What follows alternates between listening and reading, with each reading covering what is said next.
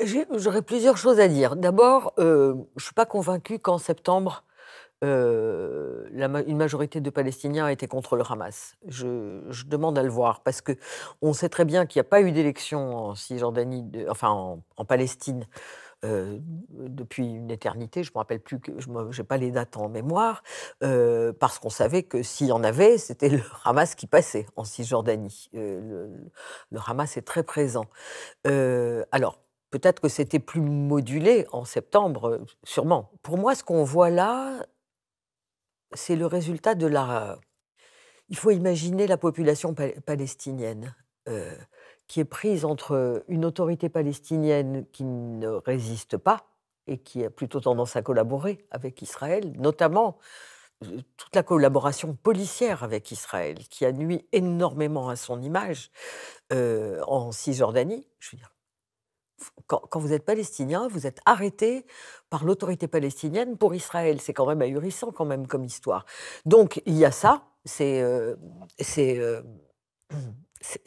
élément-là. Donc qui résiste? Où est la résistance?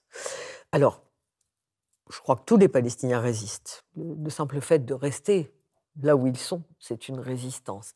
Mais le Hamas est identifié comme une force de résistance. Et il y a un sentiment dans la société palestinienne d'immense injustice. Vraiment, et on ne peut que comprendre ce sentiment-là. L'incompréhension totale, et c'est le bas de tout ce graphique.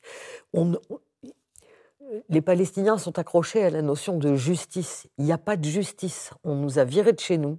On est en train de nous exploser. Notre société, notre vie, notre tissu social, économique, religieux, dans tous les domaines. Et il n'y a personne qui... Enfin, la capacité de résistance n'est plus soutenue par l'extérieur. Les États arabes, beaucoup d'États arabes les ont trahis et abandonnés. Il y a une solitude immense. Donc le Hamas ne peut que représenter une force de résistance pour les Palestiniens. Alors après, moi j'ai eu d'autres échos. Je fais partie des gens, les Palestiniens que je connais ont été soit opposés, soit très opposés à l'opération du 7 octobre en disant, sans nier le fait que ce soit une opération de résistance. Azmi Bishara le résume pour le mieux, je crois, en disant c'est une opération de résistance. Cela dit, il y a des opérations de résistance qui sont utiles à la résistance et au peuple palestinien, et il y a des opérations qui sont nuisibles. Et celle-là elle est nuisible. Ce qu'elle provoque est tellement énorme qu'elle est nuisible à la population. Si cette opération arrive à entraîner une autre Nakba, elle n'aura pas été utile au peuple palestinien. Ça, on est bien obligé de le constater.